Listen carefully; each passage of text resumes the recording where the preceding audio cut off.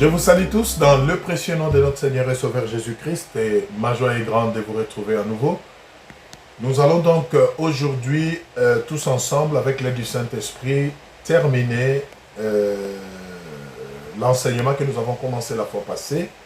Et donc nous allons voir la deuxième partie et dernière partie aujourd'hui pour clôturer cet enseignement. Vous vous souvenez donc l'intitulé de notre enseignement, c'était « Connaissez-vous la coutume du lieu où vous vivez ?» Connaissez-vous la coutume du lieu où vous vivez? Et pour cela, nous avons eu comme texte principal, je vais faire rapidement comme d'habitude une récapitulation pour remettre tout le monde au même diapason. Donc nous avons lu pour cela Genèse 29 de 15 à 26 et de 27 à 30 où nous avons parlé de l'histoire de Jacob chez Laban. On ne va pas rentrer dans les moindres détails, mais je vous donne quand même l'idée, vous qui n'étiez pas là. Donc, nous avons au fait vu que c'était important que nous puissions connaître la coutume du lieu où nous vivons. C'est-à-dire, par coutume ici, nous comprenons le principe qui régit ces lieux, les règles qui régissent ces lieux. Pourquoi? Tout simplement parce que cela détermine la manière dont les choses doivent se faire, cela détermine la priorité des choses en ces lieux-là. Et quand nous ignorons cela, nous pouvons être une occasion de chute pour ces gens-là, ou eux peuvent paraître être une occasion de chute pour nous, alors qu'il s'agit juste de la coutume, c'est-à-dire des habitudes du lieu et de comment les choses se passent. Donc, c'est très important. Et nous avons vu que c'était donc important.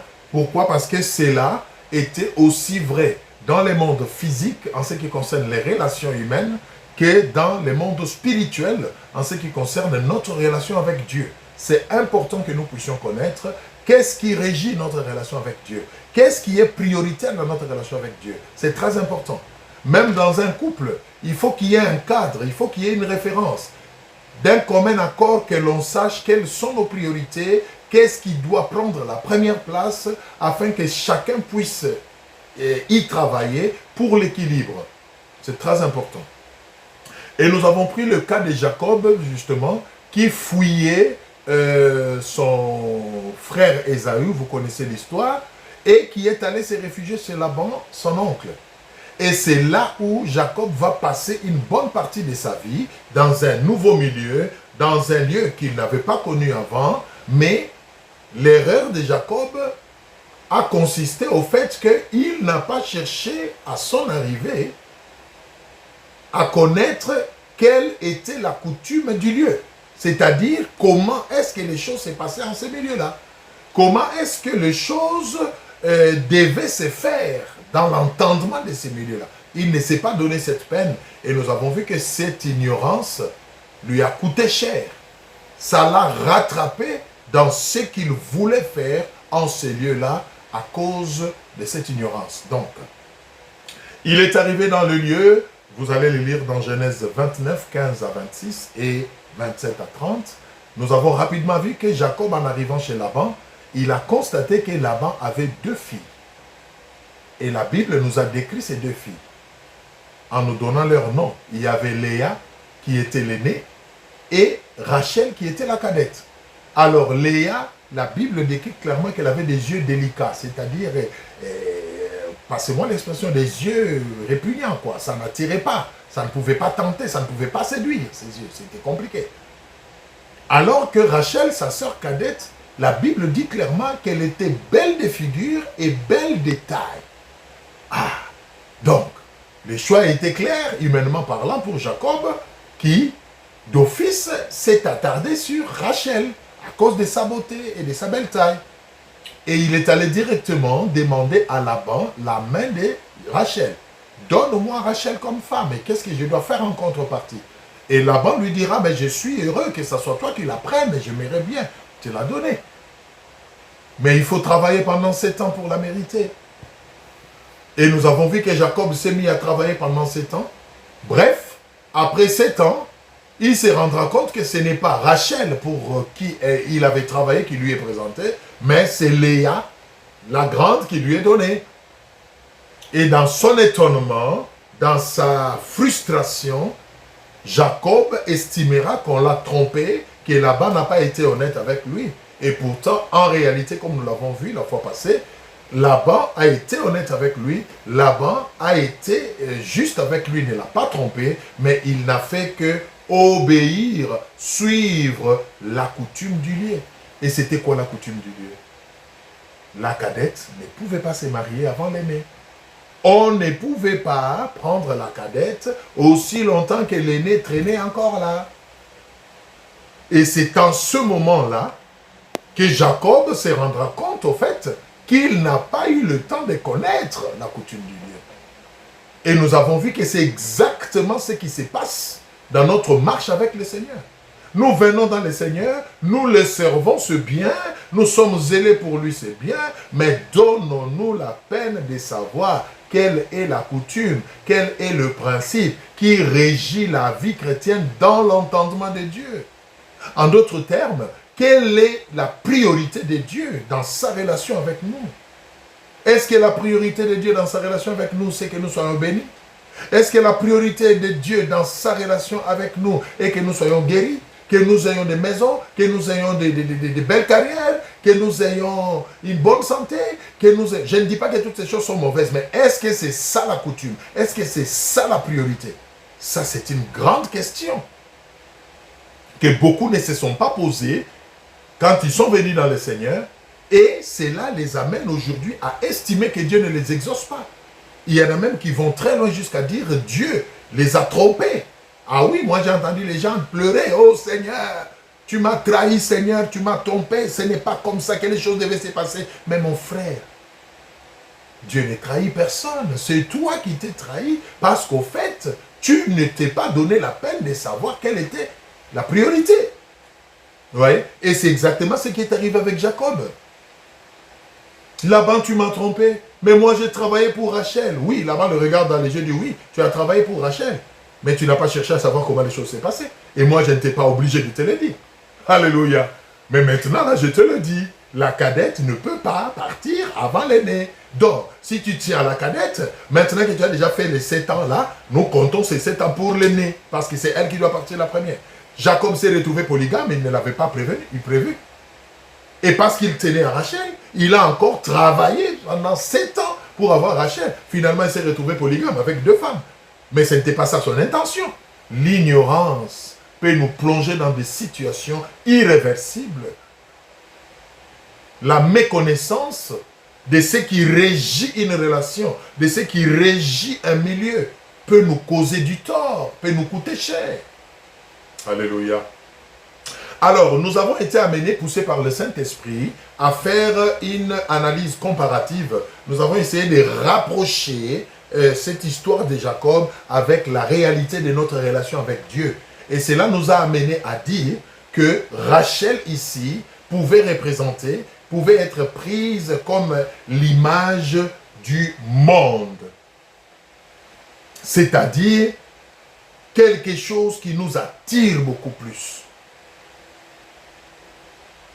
À cause de sa beauté, à cause de sa belle figure, Jacob n'a été attiré que par elle. Et c'est exactement, si vous ouvrez les yeux, bien aimés, vous verrez, c'est exactement l'effet que le monde a sur nous aujourd'hui.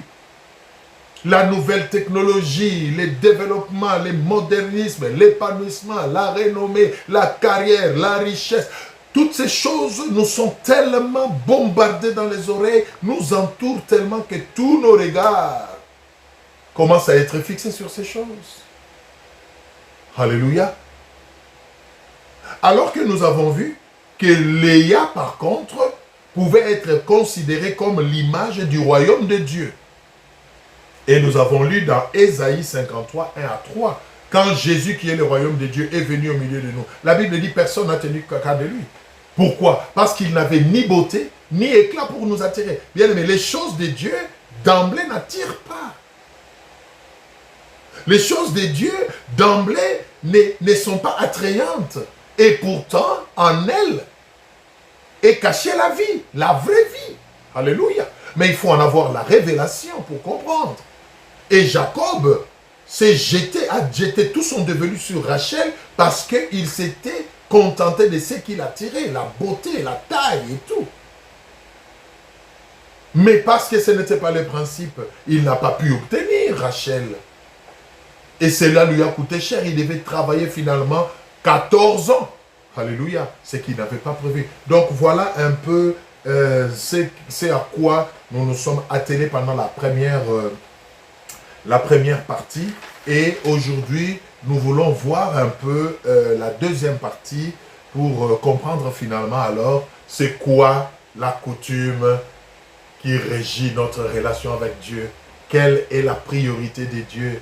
Qu'est-ce qui devait être placé en avant-plan dans notre marche avec Dieu? Est-ce que c'est notre guérison? Est-ce que c'est notre délivrance? Est-ce que c'est notre carrière? Est-ce que c'est notre santé? Est-ce que nous allons les voir tous en...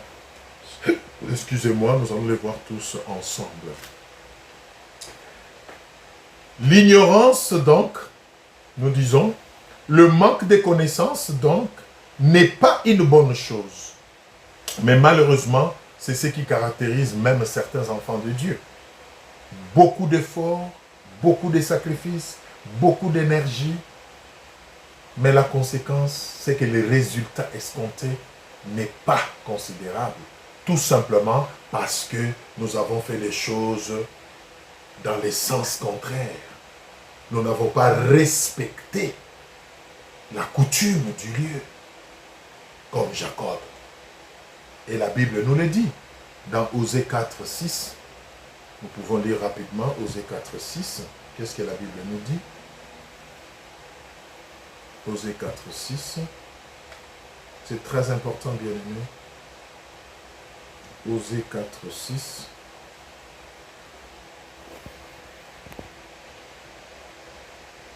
Écoutez ce que la Bible dit. Mon peuple est détruit parce qu'il lui manque la connaissance. Puisque tu as rejeté la connaissance, je te rejetterai et tu seras dépouillé de mon sacerdoce. Puisque tu as oublié la loi de ton Dieu, j'oublierai aussi tes enfants. La connaissance, c'est important. L'ignorance nous fait payer des prix, des fois incommensurables. Cherchons à connaître. C'est Dieu-là en qui nous avons cru. Comment il fonctionne, comment les choses se passent, qu'est-ce qu'il attend de nous, quelles sont les règles qui régissent notre alliance avec lui. Et agissons en conséquence. Et vous verrez qu'en faisant ça, vous allez dépenser moins d'énergie parce que sa main vous accompagnera.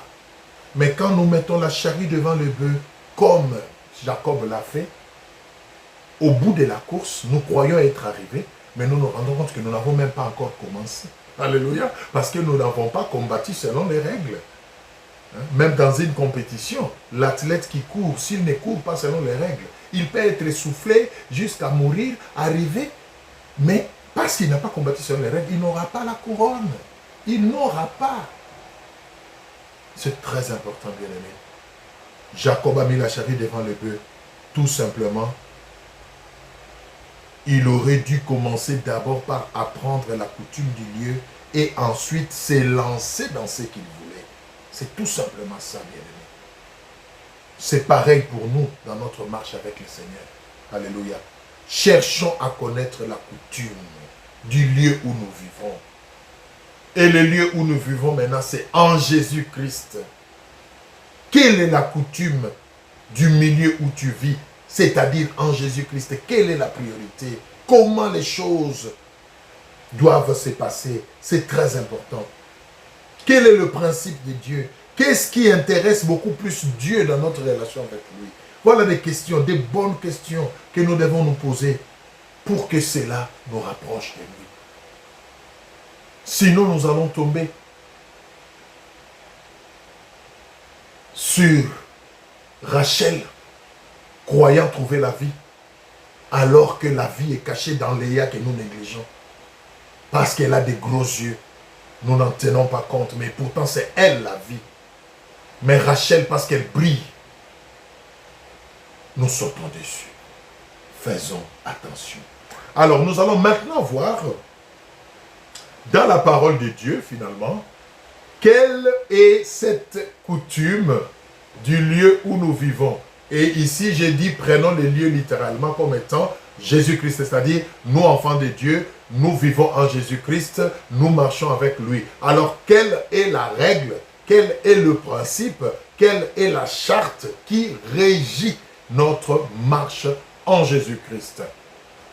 Pour les cas de Jacob, c'était que le nez la cadette ne pouvait pas être prise avant l'aîné. Et nous allons voir que cela est aussi applicable dans notre marche avec Dieu. Nous allons le découvrir ensemble dans la parole du Seigneur. Et gardez en tête l'image que nous nous sommes donnée, c'est que Rachel ici représente le monde, c'est-à-dire ce qui attire facilement, alors que Léa, qui n'attirait pas, représente le royaume de Dieu qui n'attire pas d'emblée. Alors, nous allons prendre notre passage qui est Matthieu 6 et nous allons lire le 25e verset et puis nous allons lire du 31 au 25e verset. Nous allons tous ensemble découvrir à la lumière de la parole de Dieu c'est quoi la doctrine du milieu dans lequel nous vivons, c'est-à-dire en Jésus-Christ. Qu'est-ce qui est prioritaire? Matthieu, donc, je disais 6. Nous lisons le 25e verset. Et après, nous allons lire 31 à 34. Je vous laisse le temps de trouver. La Bible dit ceci.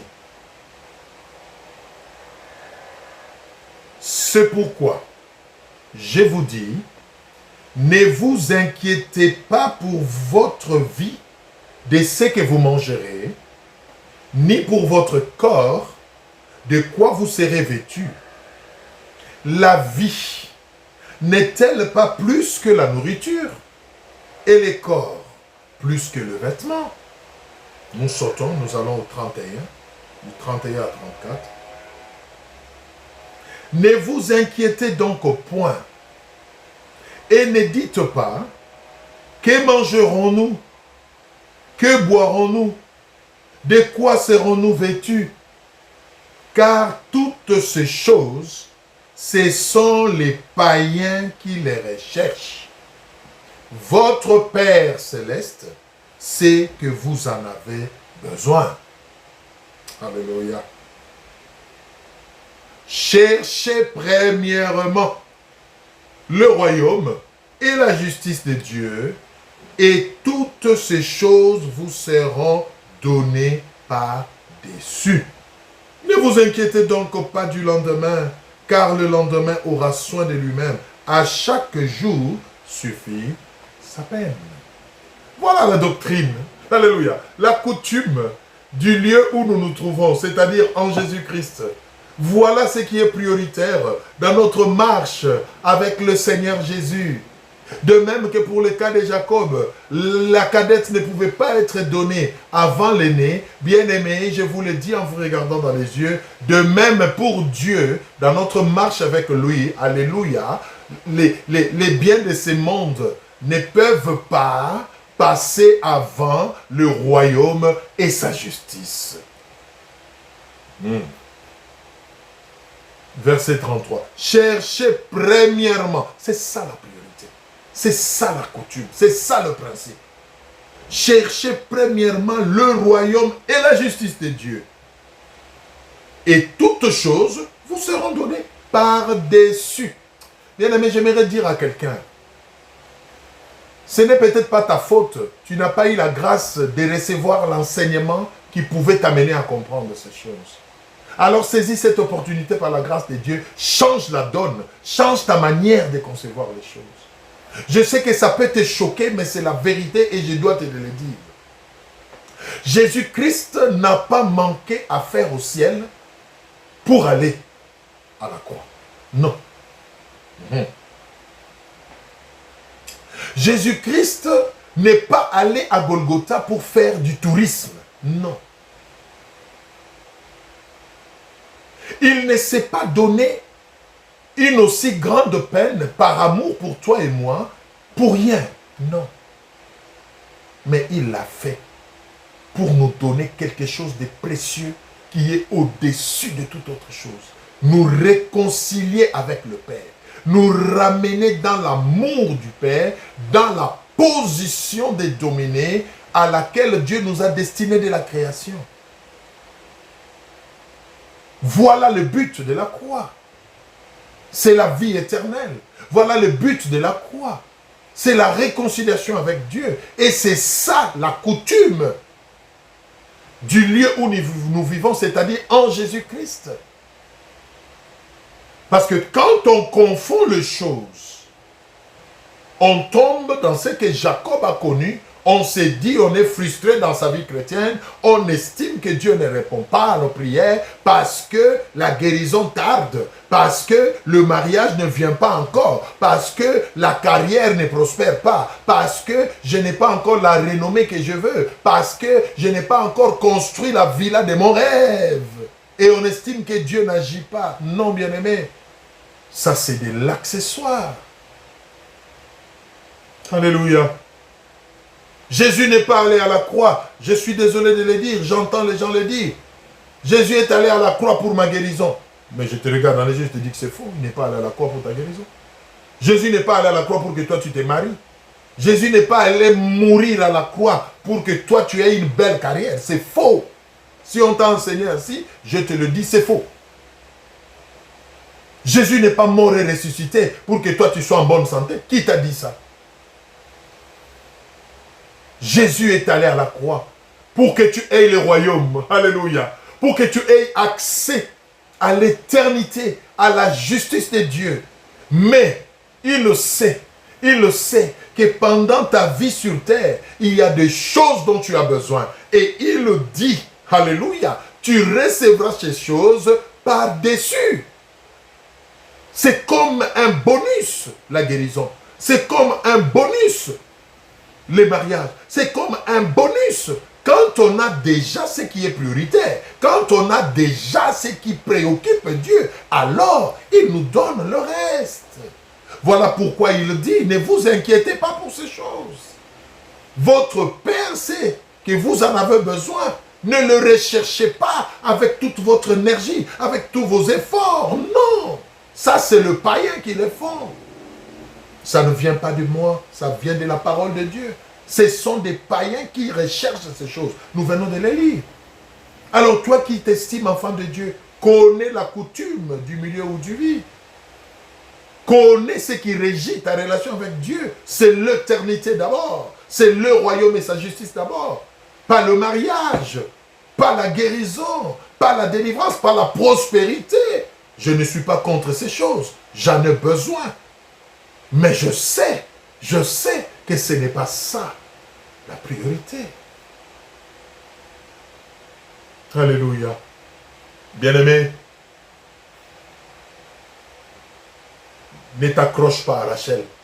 Elle est trompeuse. La belle taille de Rachel, la belle figure de Rachel a éloigné Jacob. A fait faire à Jacob plusieurs années qu'il n'avait pas prévues. A fait faire à Jacob ce qu'on appelle du surplace. Quand il estimait qu'il était arrivé au bout, c'est alors qu'il devait commencer. Alléluia. Le monde nous distrait. C'est Léa qui est la vie. Léa avec ses yeux délicats. Léa avec ses gros yeux cache la vie derrière, bien-aimé. Le royaume des cieux, l'éternité, toute chose passera. Toute chose passera. C'est derrière quoi tu cours maintenant, bien-aimé, passera. C'est à quoi tu aspires aujourd'hui. Il y en a qui ont eu ça avant toi. Bien-aimé, la priorité, c'est le royaume des cieux. C'est la vie éternelle. Et ça, j'aimerais te dire que tu l'as déjà par la foi en Jésus-Christ. Et ça devait déjà être une source de réjouissance et de réconfort pour toi. Ne fais pas comme Jacob. Là-bas, tu m'as menti. Là-bas, tu m'as menti. Je voulais Rachel. Je ne l'ai pas eu. Tu m'as donné Léa. Ce n'est pas ce que je voulais. Non, Laban n'a pas menti Jacob. Bien-aimé, Dieu ne t'a pas menti. Même si tu n'as pas encore la guérison, il ne t'a pas menti. Même si tu ne t'es pas encore marié, il ne t'a pas menti. Même si tu n'as pas encore un bon travail, il ne t'a pas menti. Il t'a dit la vérité. Il n'a fait que respecter le principe du royaume. Il n'a fait que respecter la coutume du lieu où tu vis, c'est-à-dire en Jésus-Christ. Et cette coutume, c'est quoi? C'est que tu aies d'abord le royaume et sa justice, et le reste suivra. Le reste suivra. Pourquoi avons-nous inversé l'évangile, bien-aimés? On présente beaucoup plus la prospérité, on présente beaucoup plus la guérison. Et ce sont des choses, quand elles tardent, quand elles ne viennent pas, les enfants de Dieu, même dans l'église, sont frustrés. Les enfants de Dieu se refroidissent, ça traîne, ça ne vient pas. Bien-aimé, ce n'est pas une priorité. Tu peux être guéri le matin et le soir, tu quittes cette guérison. Tu vas où? Tu peux te marier une année après, tu deviens veuf ou veuve. Vous n'avez jamais entendu des cas comme ça? Alléluia. L'éternité, la vie éternelle, le royaume, sa justice. C'est ça, la coutume du ciel. C'est ça, la coutume, la priorité dans notre marche avec Dieu. Bien-aimé, apprends à apprécier Léa avec ses gros yeux. Arrête de fournir toute ton énergie, de dépenser toute ton énergie, de déployer tous tes efforts juste pour conquérir Rachel. Cette belle figure de Rachel, cette belle taille de Rachel, elles sont trompeuses. Mais les yeux délicats de Léa cachent la vie, et la vie pour toujours. Alléluia. Cherchez premièrement le royaume et sa justice. C'est ça, Léa. Et toute autre chose vous seront données par ce quoi. C'est ça, Rachel. Quand tu cherches Léa, Dieu lui-même te donne Rachel. Tu n'auras même pas à chercher Rachel. Tu n'auras même pas à travailler 7 ans de plus pour l'avoir. Non. Quand tu as Léa, Dieu prend la responsabilité de te donner Rachel. Mais quand tu cherches à avoir Rachel, alléluia, tu vas passer toute ta vie en suant, en travaillant, en poussant des gémissements, et tu ne seras jamais satisfait. Et au finish, tu vas tout perdre. Accepte Léa, et Rachel viendra. Mais quand tu poursuis Rachel, en rejetant Léa, tu ne l'attraperas jamais. C'est ça la parole de Dieu, c'est ça la vérité. Voilà pourquoi la Bible dit, fais de l'Éternel tes délices. Alléluia. C'est ça, Léa. Fais de l'Éternel tes délices, et il te donnera ce que ton cœur désire. Ton cœur désire, Rachel? Ton cœur désire le mariage, ton cœur désire le voyage, ton cœur désire le travail, ton cœur désire la maternité. Fais d'abord de l'Éternel tes délices. Et c'est lui qui va se charger de te donner ces choses. Ne faites pas comme Jacob. Travailler pendant 14 ans. C'est pas facile, hein? La Bible dit, c'est que vous allez chercher en vous levant tôt le matin, en fournissant beaucoup d'efforts, en passant, en allant ici et là. Dieu les donne à ses enfants pendant leur sommeil. Comment vous comprenez ça? Le sommeil ici, c'est la foi, c'est la confiance. Bien aimé, quand vous avez déjà le royaume, le reste vient. Sortez de ces faux enseignements. Sortez de ces faux principes qui consistent à mettre en avant-plan les matériels, qui consistent à mettre en avant-plan la prospérité sur cette terre. Ce n'est pas ça la coutume du ciel. Ce n'est pas ça la coutume du lieu. Non, bien-aimé, c'est faux. Dieu n'est pas contre ces choses, moi non plus. Mais ce n'est pas ça la priorité. Ce n'est pas ça la priorité. Aujourd'hui, les enfants de Dieu n'ont même plus le temps pour prier. Ils n'ont plus le temps pour chercher Dieu, l'adorer en vérité, en esprit. Parce qu'ils ont tellement été préoccupés par les matériels, par Rachel. Cherchez Léa avant qu'il ne soit trop tard, bien-aimé. Cherchez Léa avant qu'il ne soit trop tard. Nous allons prendre un dernier passage avant de terminer cette deuxième partie et clôturer cet enseignement. Philippiens 4, 6 à 7. Philippiens 4, 6 à 7. Nous allons terminer par là. C'est le dernier passage. Philippiens 4, 6 à 7. Écoutez ce que la Bible dit. Ne vous inquiétez de rien, mais en toutes choses, faites connaître vos besoins à Dieu par des prières et des supplications avec des actions de grâce. Écoutez la suite. Et la paix de Dieu, qui surpasse toutes choses, qui surpasse toute intelligence, gardera vos cœurs et vos pensées en Jésus-Christ. Cherchez le royaume. C'est ça la priorité. C'est ça la coutume de la marche avec le Seigneur et sa justice. Et le reste viendra. Viendra. Ne vous inquiétez pas de ces choses. Mais quand ça vient, rappelez à Dieu sa parole. Il a dit, je sais que vous en avez besoin. Alors dites à Dieu par la prière, maintenant j'ai besoin de ça. Et il va donner. Mais ne consacrez pas votre vie à poursuivre le matériel, à poursuivre la prospérité, à poursuivre la renommée, bien-aimé. Vous allez abandonner ces choses un jour. Accrochez-vous à Léa. Ses yeux sont délicats, mais cachent la vie. Méfiez-vous de Rachel. Elle est belle de taille et belle de figure, mais elle n'est pas la priorité. Alléluia. Nous allons terminer par là, bien-aimés. La conclusion que nous tirons, bien-aimés, de tout ça, c'est que la coutume de Dieu, donc, que nous appelons ici sa volonté première, pour nous, c'est d'abord le royaume des cieux et sa justice. Alors, toutes autres choses, guérison, succès, réussite, manger, boire, etc., lui-même nous les donnera car il sait que nous en avons besoin. Il va le faire. Faites-lui confiance. Ne vous prostituez pas pour trouver du pain. Ne tuez pas votre frère pour hériter son véhicule. C'est ridicule. Enfant de Dieu. Ne faites pas n'importe quoi pour gagner ce monde. Ce monde est en train de passer. Accrochez-vous à Dieu.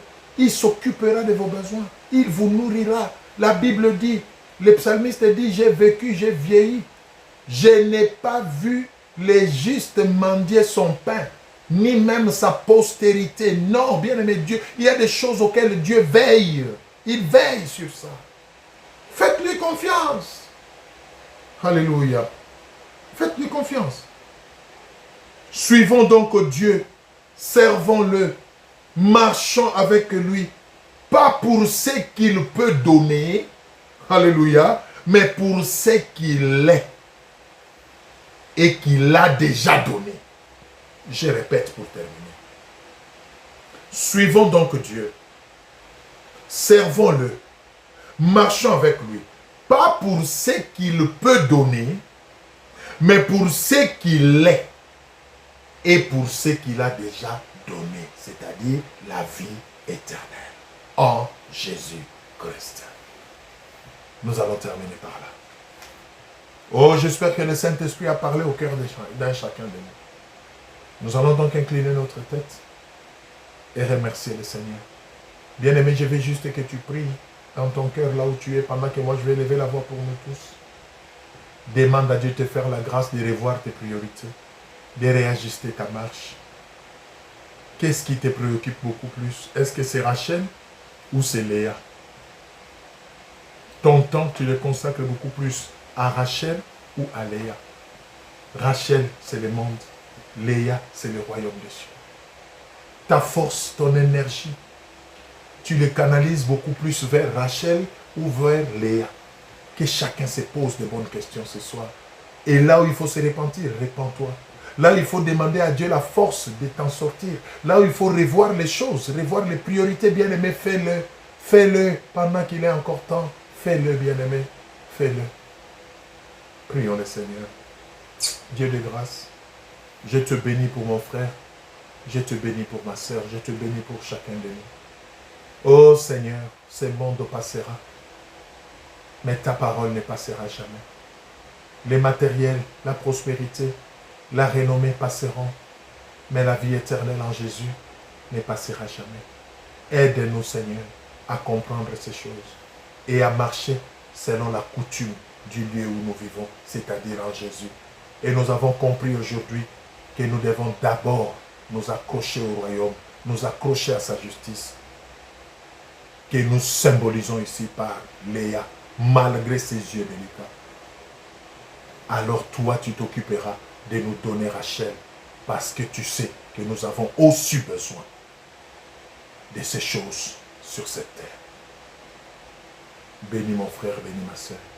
Et que le Saint-Esprit lui-même inspire à chacun les décisions à prendre, les options à lever à partir d'aujourd'hui, pour beaucoup plus consacrer son temps, son énergie, ses efforts et sa concentration à toi et à toi seul. Au nom de Jésus-Christ. Amen. Voilà, bien-aimés, nous venons là donc de terminer notre enseignement sur le thème « Connaissez-vous la coutume du milieu où vous vivez ?» Et nous croyons que nous avons tous été une bénédiction les uns pour les autres. Que le Seigneur vous garde. Je vous dis à une autre occasion. Au revoir.